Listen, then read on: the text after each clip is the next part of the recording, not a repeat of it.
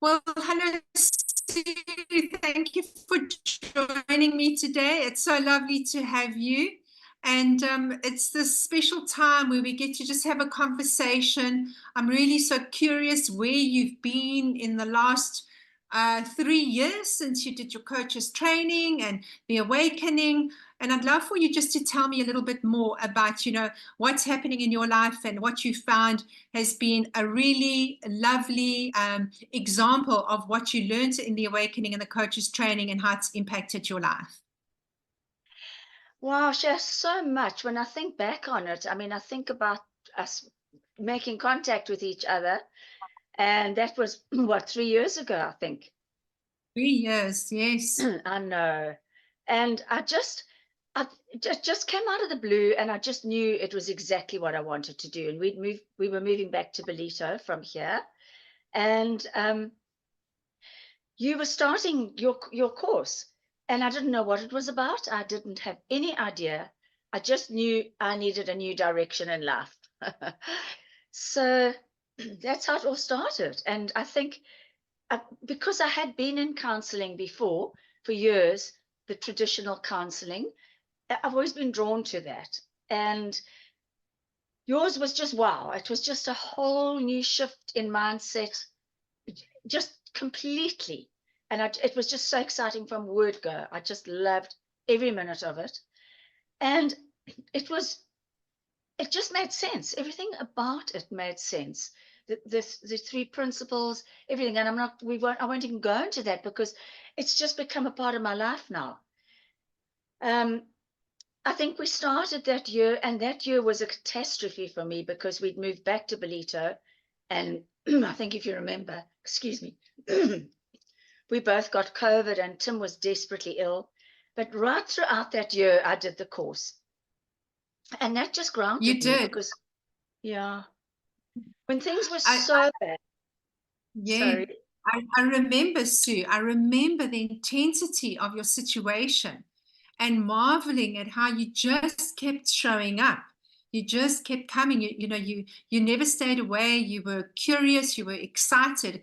And in spite of all that stuff going on outside of you, it's fascinating for anyone that knows a little bit about your story, and I do, how it's possible to actually keep doing that in spite of all of the stuff going on around you. So what do you think that you really saw about your situation and doing the program? What really occurred for you? I think that we cannot change circumstances, no matter how it affects us, how horrific it is. And all you do is make yourself ill, or trying to beat yourself up about how you're going to cope. And I just dug really deep with everything that I'd learning to center myself, learning to ground myself, learning to just adapt and try and be in the moment, not look at the future, not look at the past, just live with what we were presented with, and finding the joy in the small things in life. Like literally, when things were so bad, I'd take myself off for a walk, and I'd come back a new person, able to cope again. Uh, Connecting with people, doing the things that I loved. I always call that your toolbox. What's in your toolbox for this situation, And Yeah. so that was just totally mind changing for me, and for my husband, for being able to sort of keep him in a place where we were just, he wasn't desperate, and wasn't, even though he was, but he didn't feel it. We were able to, we just connected deeply, and were able to just work our way through this. Wow, wow. When you talk about that ability, what we call resilience, and for anyone listening to you, you were a therapist, so they might be thinking, oh my goodness, well, clearly that's why she could cope. But do you think there was something different about what you heard by doing the program? What was it that stood out for you as the point of difference, because you'd come through years of doing it in the traditional way? I think knowing that actually you are where you're meant to be at that time, at the moment in time. We can plan our lives, we can do what we want, but we were meant to be there at that time and in that place. And knowing that whatever was going to happen would happen. and not fighting it, not just going with the flow and being there, Wow. Yeah. I think that helped. That's incredible. I mean, you're in your 70s. I know this. You certainly don't look like you're in your 70s, but because I know you a little bit. And so I marvel again at this ability because I know what you're doing now with what you learned, that you are starting something new. You know, in this season of your life is just fabulous to me. So I'd love to hear a little bit about what it is that you saw that's now making an impact for you and for other people through doing the training. So we moved from Belito down to St. Francis, and I so badly wanted to start my own coaching practice. And I used to do little groups, and it was fabulous. But I just couldn't go that step further somehow. I just couldn't get it going. I did have a few clients, and then we moved again so many times back to Knysna. And I just knew inside me that I had just so much more to give, and there were so many people in need because Wings of Hope was a dream for me as well. I just so badly wanted something like that, but it just somehow didn't happen for me. It just wasn't meant to be, possibly. I think I'm totally at peace with that. So it just came to me one day that there are so many lonely people and people that have been widowed and divorced and whatever. And I just put a word out there. I just knew if it was meant to be, it would be that I wanted a little group to come and tell their stories. And Wow. we've now got a theme, but it has just grown. So I literally said, I found a little place, a beautiful little place, and people I know that's opened up a little shop and a coffee shop. And they said, you've got it for free. Whoever wants to be here will be here. And literally that first day, 18 ladies arrived. And it was just a Wow. wow. And I remember you saying to me, I hadn't prepared anything because I didn't know where we were going. And I just said, this is a safe place, a place for you to tell your stories. And you get 5 minutes each, whoever wants to speak, only 5 speakers, 5 minutes. It has to be true and it has to have happened to you. And it was just a wow. The tears, the laughter, the incredible sharing. And then I was able to interact with what I'd learned from my coaching and and just saying you're 1 minute away from happiness, you're one minute away from sadness. You're in control. It's your thinking that takes you down those old neural pathways, which we learned. Wow. And you Yes. can create neural pathways, but just don't allow yourself to go back to the past and all that trauma. And for me, that's what Mm. helped me, was just not grabbing onto those thoughts, just letting them drift and go, which is what we learned. And Yes. Yes.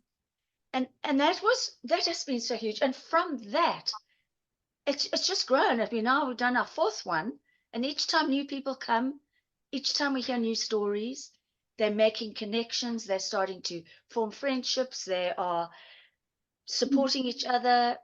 It's just been phenomenal. And I wouldn't have been Wow. able. Yeah. Carry on, Sue. I'm loving it. I'm just wowing at everything you say now.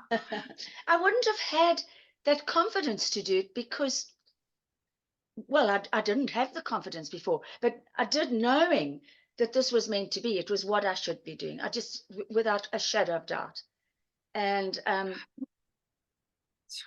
Incredible. So, yeah. Sue, you spoke about Wings of Hope. I just want to set the context for people. So, Wings of Hope is the Mindfit Outreach program. It's a nonprofit, and you are part of that. And so, I'm guessing the way you started was to start with a nonprofit, and now it's turned into like your little coaching practice. And 3 years later, what you learned is still with you. You are using it all the time.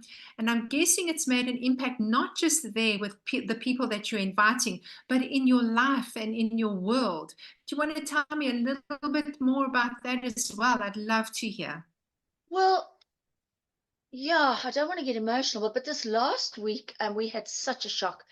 I think you might know Tim, my hubby, has macular degeneration, and it's been under control for the last 10 years. He had injections in his eyes, and when he came back, he went to the specialist and he said, no, your eyes are great. They haven't deteriorated at all. Um, but I could see he was battling to read. And I've been nagging. I know I'm not supposed to, but I did what wives shouldn't do. But I begged him to go and see the guy again. And he said, no, he doesn't need to. Anyway, he went. And they said they couldn't see him for 3 months. And he had to go to the, the optometrist. And it was just a wow. He said to me, you've lost sight in your one eye. It's down to 10%. And the other eye is 50%. And it was horrific. What a shock. It just came out of the blue, knocked us sideways again. So he went back to the, he's a surgeon, eye surgeon. And he just said to him, there is nothing, ophthalmologist. And he just said to him, he said, I'm sorry to tell you, there is nothing we can do. There's nowhere in the world that can help you. And it was like, I suppose, like a death sentence, because usually if you get cancer, they say, well, we can give you chemo, or we can, it's your choice if you take it. But so that shattered both of us. This was this last Monday. Anyway, I could see he was very traumatized. And I said to him, you know what, you need counseling. You need counseling. And he said to me, for heaven's sake, why should I go to somebody who doesn't know me? He said, you all I need. And it was the strangest thing, because it's that feeling I want to fix him, which we know you can't fix people. They're not broken, but it's to find the way forward. And it's been incredible, the turnaround, without me realizing, just sitting with him and looking. My coaching came and not my counseling was, Wow. where to from here? How do we move forwards? What do we do? And it has been a while. I can't tell you. I think people keep saying, oh, you're right, you're not in shock. And I said, we're not. We're dealing with it. We're living for today. We're doing all the things he's doing all the things that give him pleasure. So I said we together, we worked a way forward on how to cope with it. And I wouldn't have had that. Oh, wow. Yeah. And what I'm hearing, Sue, is that life is still going to happen, right? And that's life happening. Yeah. But there's something within you that you found that is helping you to cope, and even Tim. And that's just incredible. I mean, how much better can it get than to have your lifetime partner with you and still doing the things that you love, even although it feels like it's chaos? So what would you say to people who are thinking about doing this training, Sue, and that, from any walk of life? What would you love to say to them about what it is that you learned and how it's impacted your life and your work and everything? It changed my life. I mean, when I joined, I had given up because I was in real estate and it was so stressful. I remember telling you, I just couldn't do one more day of it, and I'd been in it for 30 years. It's changed me completely. It's changed the way I deal with people, how I relate to people, how I cope with stress, how I live my daily life. And I'm actually back in real estate. I was persuaded to go back. I don't sweat the small stuff. I don't stress. I sleep at night. I used to take things to help me sleep, and oh my word, I don't do any of that. I've learned how, and I know it can help everyone, just in my own life. Never mind my friends around me. A lot of our friends are going through a lot of stuff, and I just am able to help them. So yes, if I could have my own practice, it would be my dream, but I don't even think about it because I think it's part of my life. And it can only help. It can only it's just changed my life. That's all I can say. And that's fascinating, because even although you've been in real estate for 30 something years and you're back there again, it's nothing. It's like you're back in real estate, but everything's different. Nothing's changed, but everything's different, because you're not sweating the small stuff, and you're sleeping, and you're not needing any support for your sleep. I find that miraculous, when I hear that from people. I really do, because most people think that that's never going to happen. It's never possible. If you see things one way, you're never going to see them a different way. But you are living proof that that's possible, in spite of everything that's going on around you. Absolutely, because in that worst time when we were back in Belita and COVID and everything, I was having to take something to help me sleep. I just was so stressed. Just overnight, I literally don't take a thing. Nothing. Wow. Some keep saying to me, but how can you sleep? I said, well, I do. I've stopped worrying, because what's the point? There we go. There we go. Yeah. So there's one thing that I really, really picked up on, and I'm hoping that people watch that will do the same, is that there's really nothing to worry about. Life will happen, and you have something within you that is able to cope, even if you don't think so at the time, but you do if you just allow yourself to be a little bit calmer, because you've got the most calming energy of many people I've ever met. You are that person, you know, and now you're telling me that you used to be stressed. Your persona wasn't that, but it was happening in the background. But now the revelation for you is that you have everything that you need, and you always did. Isn't that amazing?